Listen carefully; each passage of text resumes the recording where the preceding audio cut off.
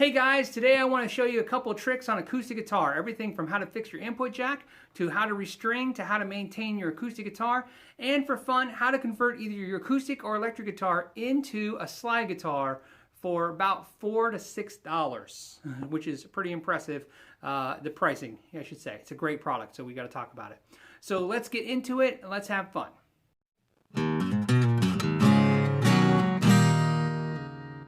An easy modification that you may want to make to an acoustic or electric guitar is, let's say you want to try to play slide guitar.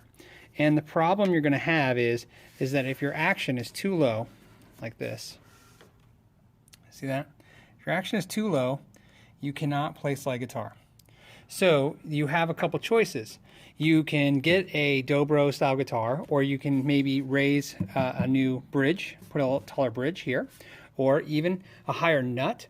Or you can relieve the truss rod so the bow comes forward, but all those are unnecessary and not really the best thing for the guitar.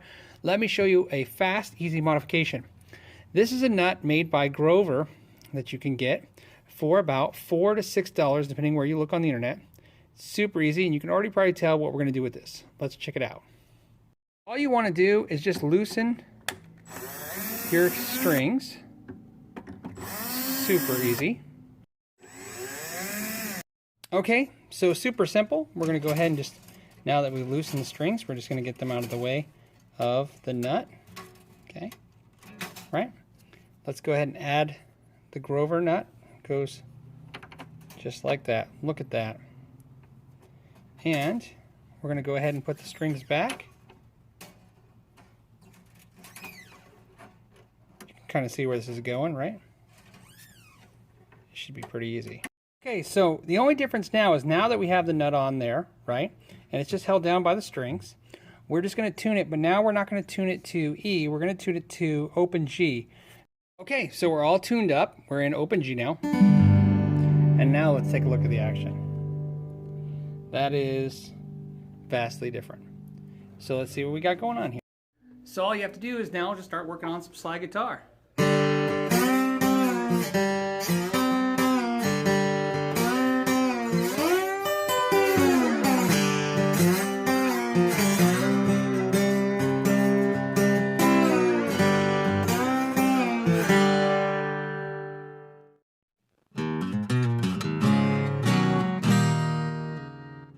Okay, so this one's an easy one. This is every acoustic player's nightmare. Happens all the time.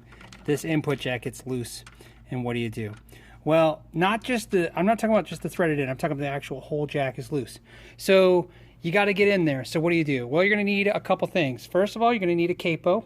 You're going to use, I use a really thick piece of copper wire. See that, right? Or any kind of hard wire, but you see how hard it is? And then I like to have it shrink wrapped, so I just found the one that's shrink wrapped. And electrical tape. Here's what we're going to do. Just take the electrical tape and wrap it. Now, you can do it all kinds of ways. This is the way I've done it, just fast and easy. See how once you got it started, it'll just keep going. And once you make this, you'll keep this forever, okay? So what you're going to do is keep going until you get the electrical tape to be 1/4 inch. You may already know where I'm going with this. So just keep going, we'll keep going. Another thing to mention is, like I said, at least give yourself 12 to 16 inches of wire. Now you can see what I'm going to do now. Now I want to make sure it fits into the input jack really snug. See that? But don't worry about that yet. This is all we're going to do. Okay, so now all you got to do, don't worry about anything. Just loosen, let it fall inside the guitar even. It doesn't even matter, I promise.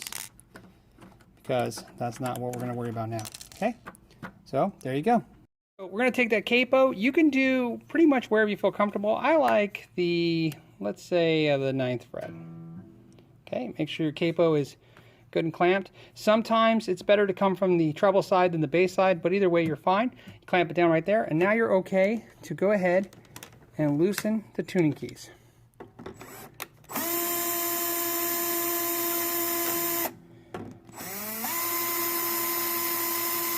Very exciting stuff.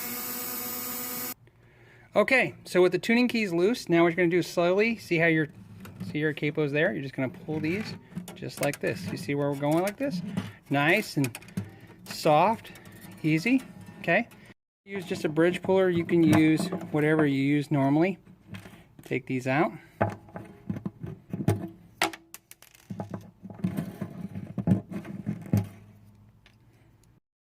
Okay, so for safety purposes, I just take the strings, you know, safety of the top, and I put them right inside there. See how that is? Now I just reach in with my hand, and I'm going to go ahead and pull that input jack right there. And what I would do is go ahead and tighten it. That's the part that's probably loose, this side, right? So we'll go ahead and tighten that. If you want, you can put some electrical tape behind it, plumber's tape behind it, shrink wrap, whatever it is that makes it better. Okay, super easy. Now we're going to feed this through the hole. Reach in and put it into our input jack. So now that it's in there, it's super easy. We're just going to pull this through, right? And now the best thing about this is once you pulled it through, you can feed the washers, see that, over and go over all this. Okay, and then once that's on, you can just slide this over on top, push this down on top, and done. It's on there sturdy. Now let's talk about how we're going to put this back. Super easy. You're going to take them one at a time because they're still being kept in the order they were. One at a time, insert them back into the string holes to make sure that they're not crisscrossing. Insert the pegs back in. Straightforward, right?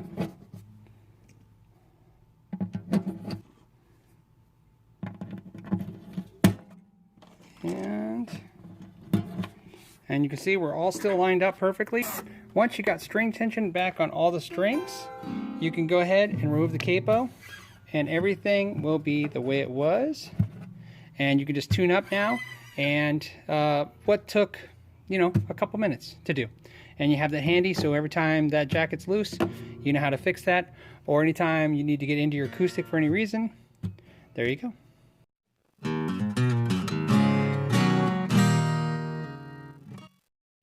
Okay, so now let's look at restringing an acoustic guitar. And when you restring an acoustic guitar, there's a couple things you want to be looking for. First of all, if you're using a humidifier in the guitar, with the guitar, inside the sound hole or in the case, you gotta understand that moisture is good for the wood, it's bad for metal. So what happens is your frets get like oxidized, they get grungy and they dirty really quick. And so do your strings. And so that's why you want to be aware of that and change strings. That's why sometimes coated strings are really good if you have to humidify your guitar, because the humidity is not affecting the strings because they are coated. So be aware of that. Now, one of the things I want to show you real fast is when you take off your, you can see dirt in there. See that dirt? Dirt is friction, and friction is bad because obviously you have instability in tuning when the string cannot glide across the nut correctly. So let's take the strings off, and I'm going to show you what I want you to do to the nut, the frets, and the fretboard. Okay, so first let's clean the nut on this guitar. So the dirt in there, and you might look in yours and it might be worse. This is actually not that bad, but here's what I use. I just use some hand sanitizer and a micro swab. Now you might not have a micro swab, right? Let's go ahead and put that in there.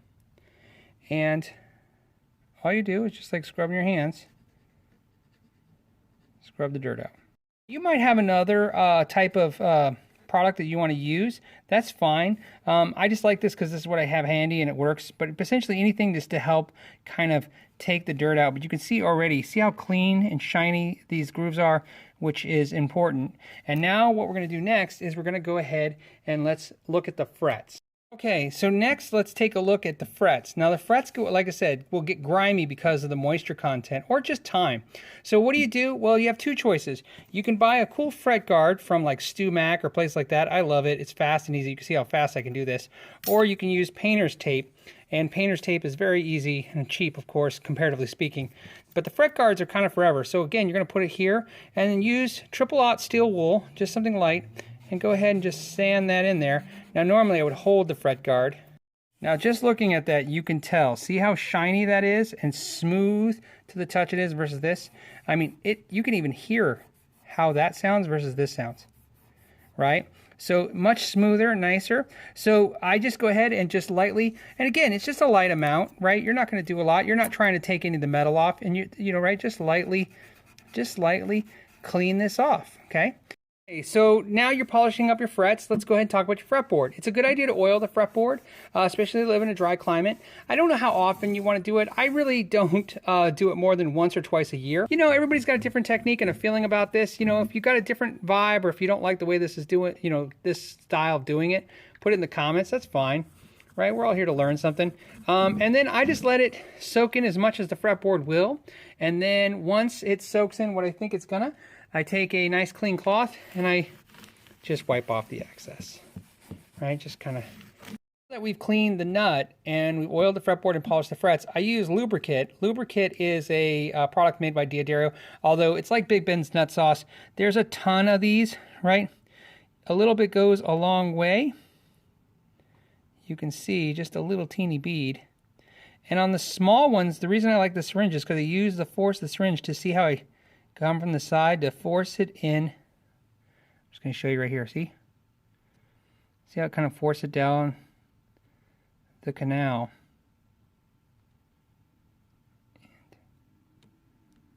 Whoops. Let's do it that way. There you go. And then, again, I have a micro swab.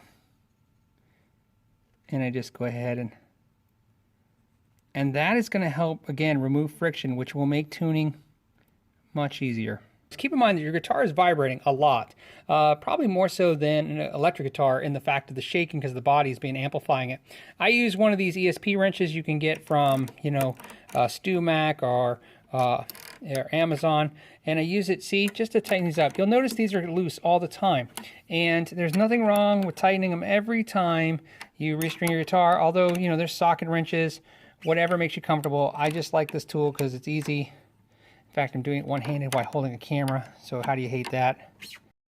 Now, the next thing you want to think about is this. When you're restringing your acoustic guitar, one of the things you definitely want to pay attention to is what kind of string was on it when you replace it. Now, you're thinking 12 gauge, like, you know, if there was 12s, put 12s, but that's not what I'm talking about. Gauge is important, so if you have 11s, 12s, 13s, 10s on your acoustic, you want to match those up. But more importantly, you want to make sure that the phosphor bronze are and the 80-20s are accurate. So let me give you an example. There's a reason why I left the strings on this guitar on. These are 80-20. Now I know that because they're yellow like gold. Okay, they produce a very bright sound, and some people like it, but it's very brassy, if that's even a thing, right? And where 80-20 is the brassy sound, phosphor bronze is more like a new shiny penny. It'll be copper. So I went ahead and installed one of each. This is a phosphor bronze E string, and this is a 80-20 E string. I went ahead and tuned them both to E, just so you can notice. And now, of course, this is not scientific by any means. This is just for fun. And I want to show you just how they are subtle. I'm going to go ahead and use my finger to mute one string, hit the other. You'll notice that the phosphor bronze is a little warmer sounding. So here's your phosphor bronze. Okay, your 80-20. You see, it's just a little bit more like a bell-like ring. I prefer phosphor bronze just because it's got a little bit of softer sound. And I notice it chimes a little bit more. And one of the things that isn't being relevant in this test is that it's just not only the type of metal these strings are made of, these strings kind of make the high strings sound differently because obviously the more brash and bright they are, the more they equalize the sound of the high strings. The deeper these sound, the more the high strings kind of ring out louder and be noticed more. So again, you want to be aware of that. I'm not telling you which one's better. I'm just telling you to be aware that that's the two kinds of strings. Now, you can look at any manufacturer. It doesn't matter. You know, like this is a Fender pack, and of course, this Fender pack says proudly phosphor bronze. This is a D'Addario coated pack. It's 80-20 bronze. They make this also in phosphor bronze. Obviously, the Martins were the 80-20s, and of course, this is phosphor bronze. And then here's a set of D'Addario acoustics, or sorry, Dunlop acoustics, and they are 80-20s. So again, you need to be paying attention to what color your string is and what kind of metal your string is using. Because it's not so much just for preference, but also, like I said, a lot of times you switch strings in your guitars and you swear your guitars change sound. It's because you just changed type of string. Okay, so when you're restringing the guitar, you want to put the string into the pinhole, push the pin in firmly, and then make sure it's seated really well. And then what I do is I come across and I pull the string taut over the nut and then kind of over on the outside of the tuning key. And then what I do, now on a thick string, everybody's got a different method. No method is wrong. It's what works for you. Some people tie them. I use on the big strings, the first two strings, I use a 2-finger method, and then after that 3.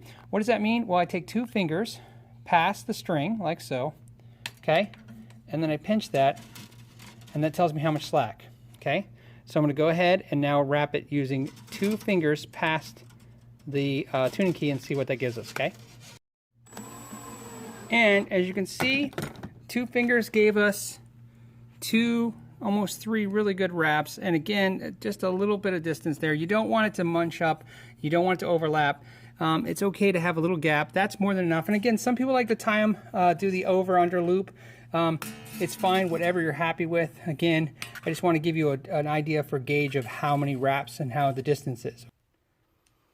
So that was a fun video, right? I hope you learned something. These are things I have to deal with every day in my job, and I thought it was a great way to kind of teach some of you guys some cool stuff and have some fun while doing it. And so thank you for spending some time with me today. As always, if you haven't subscribed and you'd like to, go ahead and hit the subscription button down below. It lets me know that you're interested in more videos and motivates me to make them. If you like the videos, hit like, and if you dislike the videos, hit dislike. I could take it.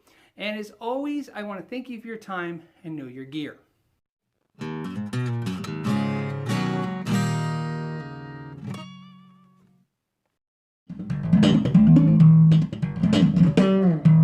Oh, you're back already.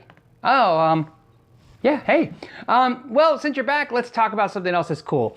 A lot of you guys asked about these cool t-shirts, and so we did some campaigns. We're gonna do another one. Check the link below to get your own shirt. They ship internationally, which is really cool. The shipping is very, very reasonable, and it's a great way to support the channel. We take the proceeds of the shirts and I put it into the channel. In other words, in improving the quality of what you see or getting other gear for review. So it's just a nice way to help the channel out and have a cool shirt. So please support the channel and check out the Know Your Gear t-shirts.